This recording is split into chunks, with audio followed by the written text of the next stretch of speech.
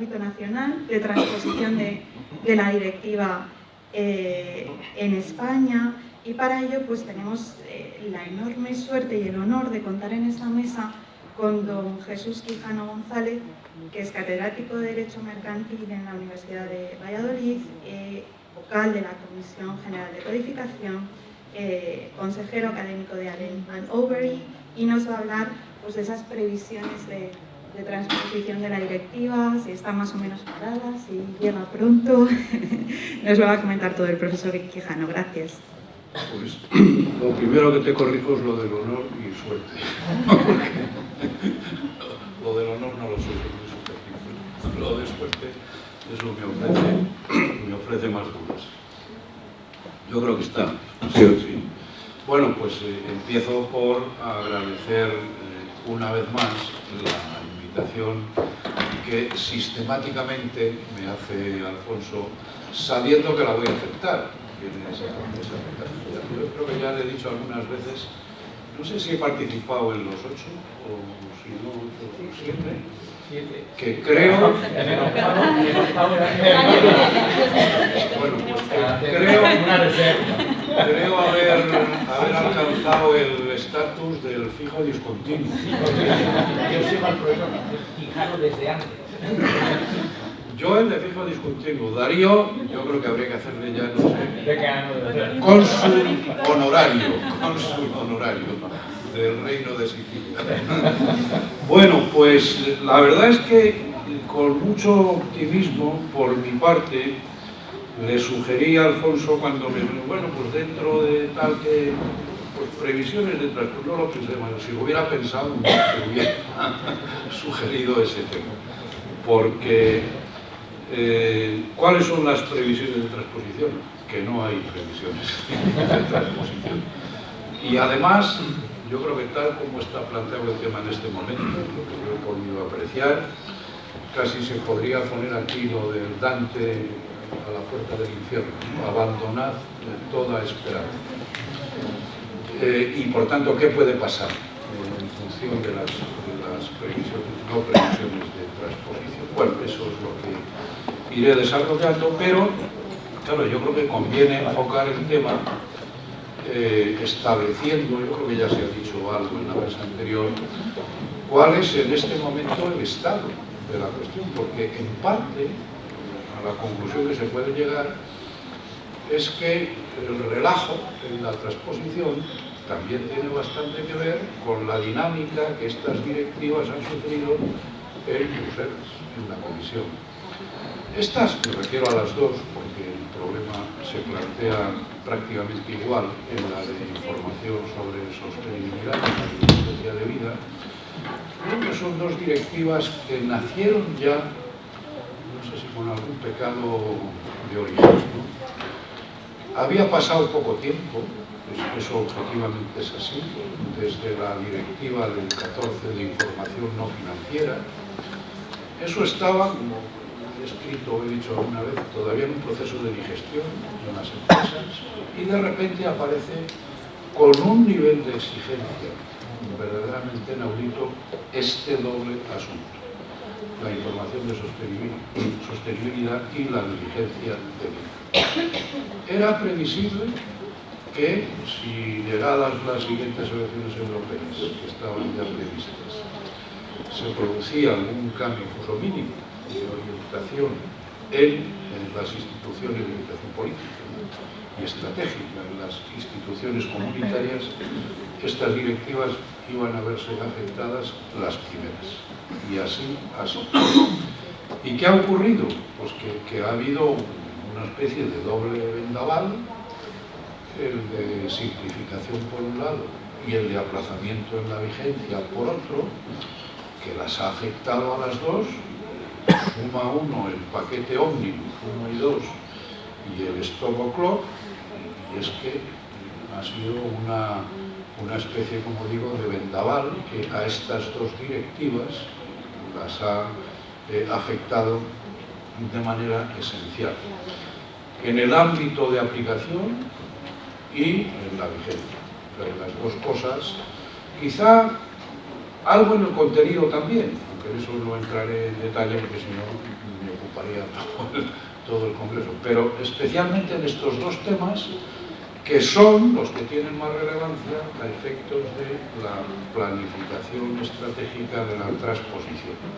Es conocido que el ámbito de las empresas obligadas cambió, que se ha evolucionado en unas cifras prácticamente de una aplicación generalizada. O sea, uno lee ahora lo que decía la exposición de motivos, el preámbulo de la directiva, del proyecto de directiva de sostenibilidad de 2022, y la voluntad era que, como lo de la información no financiera se había quedado muy corto, habría que ampliar, incluso manejaba una cifra, no sé si de miles de empresas que se verían afectadas. Bueno, todo eso, lógicamente, es lo que ha quedado más directamente condicionado por este planteamiento de la simplificación. Yo creo que ahora el horizonte de los 1.000 empleados y 450 millones de volumen de negocio, que yo creo que es el que, no seguro, porque también en eso ha habido cambios, pero el que se maneja con más insistencia, pero cambia mucho el escenario de aplicación, el ámbito de aplicación de estas directivas. ¿Y qué decir del aplazamiento?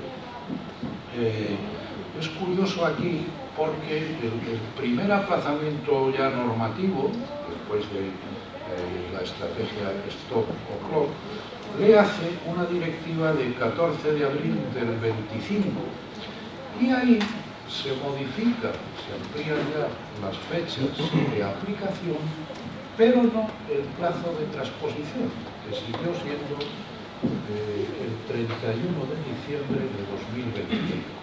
Se modificaban los plazos de aplicación al 27, 28, incluso en algunas cosas al 29, pero la transposición distinguiendo, una cosa es transponer y otra que entre en vigor y se aplique, mantenía esa diferencia. Sin embargo, la última disposición normativa, que es la directiva recientísima, es la directiva de 24 de febrero del 26, de anteayer, pues esta ya abandona el optimismo y ¿qué hace?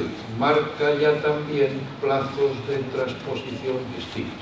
Y esto es lo que sobre todo hay que tener en cuenta para ver el momento en el que está el proceso aquí, en nuestro ámbito. Marca, dice, para los artículos 1, 2 y 3, que son los que afectan a las directivas de 2006 de auditoría, a la de 2013 de estado financiero de cuentas y a la de 2022 de sostenibilidad, marca el 19 de marzo de 2027 como plazo de transposición. Esto es lo vigente ahora, 19 de marzo del 27. Y con estos nuevos plazos de transposición de la directiva, esta última de febrero del 26, pues seguramente seguirá así. Y no descartemos una cosa, que precedentes hay y bien conocidos, que llegue un momento en el que la ampliación de plazos se acerque tanto a una convocatoria electoral, bien sea a la última en 2027 o bien sea a una adelantada si hay anticipación en la disolución del Parlamento, y 15 días antes un decreto ley, ese sí que será ómnibus, como pasó con las modificaciones estructurales, meta la transposición de estas dos directivas junto con otras 20, 30 o 47 cuestiones, como fue el decreto ley del 23, cuyo libro primero recogió lo que hubiera sido la ley de modificaciones estructurales, está en ese decreto. Que ocurra algo de esto para llegar a una convocatoria electoral habiendo cumplido el plazo de transposición, incluso aunque quede algo de tiempo, pero ya por si acaso para, digamos, poder levantar esa bandera.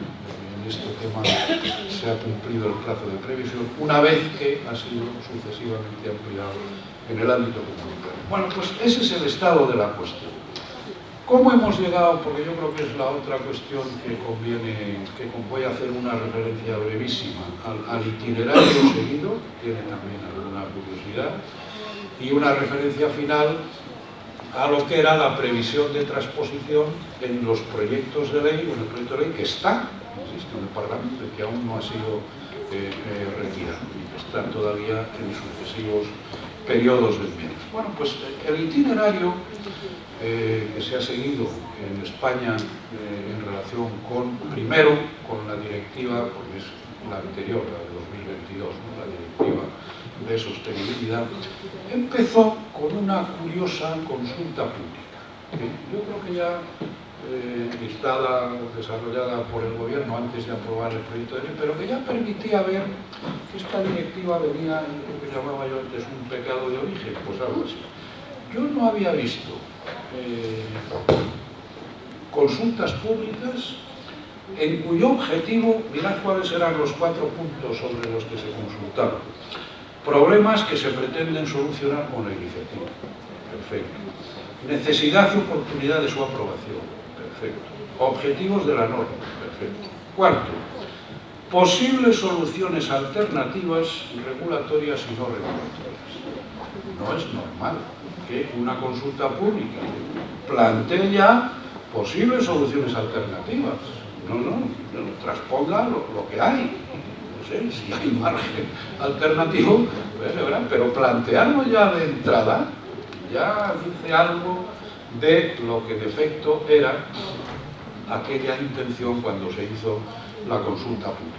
De ahí se pasó a un primer anteproyecto que no fue elaborado, ni consultado, ni supimos nada de él en la Comisión de Codificación, eso es así, fue elaborado íntegramente en el ICAC, supongo que en connivencia con el Ministerio de Economía, por el ICAC, que se terminó de elaborar en 2024 y que tenía un título curioso, porque no hablaba de información de sostenibilidad.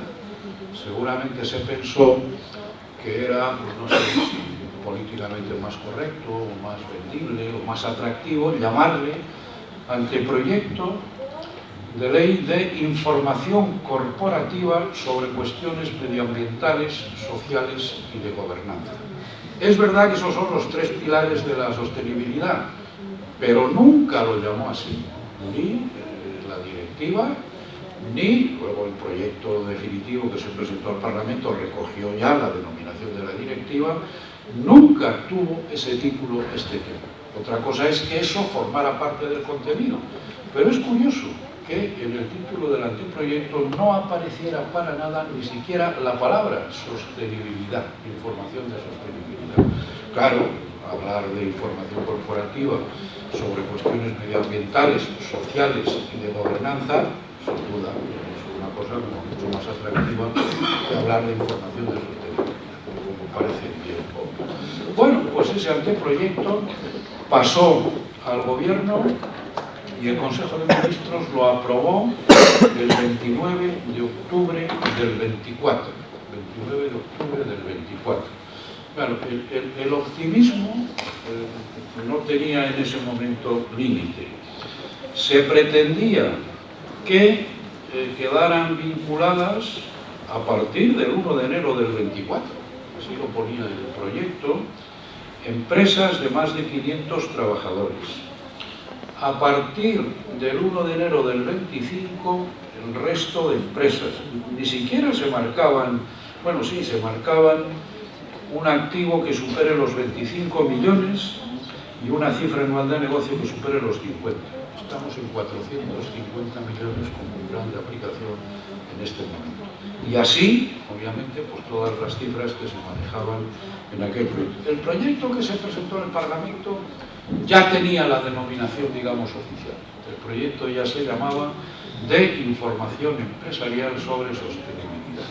Por tanto, a partir de ahí, el proyecto ha sido así ya denominado sistemáticamente. Entró en el Congreso a continuación, después del 29 de octubre del 24, lo publicó el Boletín Oficial del Congreso de los Diputados el 15 de noviembre del 24 y le dio en el título una nueva versión, porque lo que hizo fue añadir las modificaciones, qué textos iba a modificar este proyecto: el Código de Comercio, la Ley de Sociedades de Capital y la Ley de Auditoría, que son, digamos, los 3 ámbitos en los que actuaría la reforma si este proyecto de ley terminara aprobándose en algún momento. Pasó a la Comisión de Justicia, con competencia legislativa plena, y no sé si también con trámite de urgencia, se suele poner en muchos de estos anteproyectos, los que más van a durar, se les suele,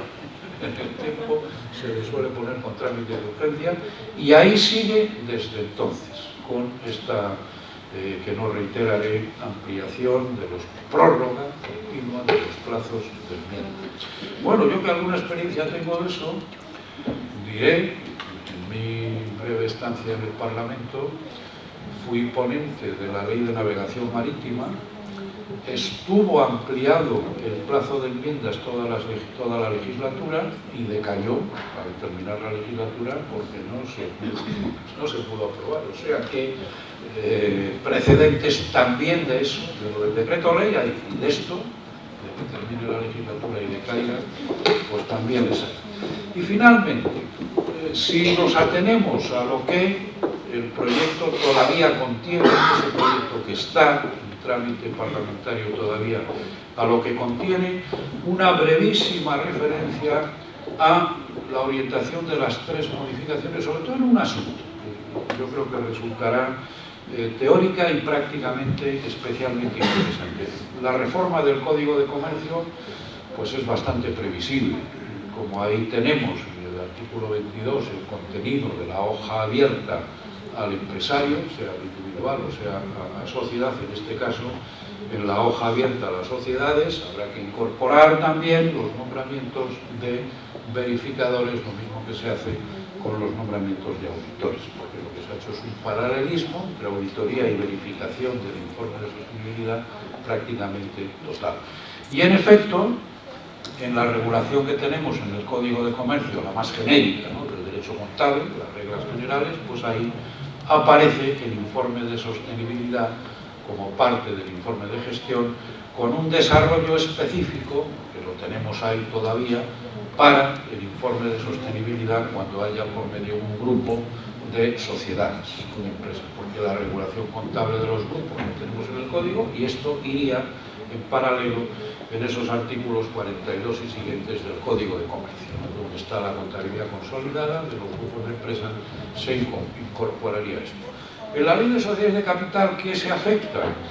Pues prácticamente dos ámbitos. Uno, simple pero imprescindible, la competencia de la Junta. En el 160 está el nombramiento de auditores, pero no está el de verificadores, por tanto se incorporan.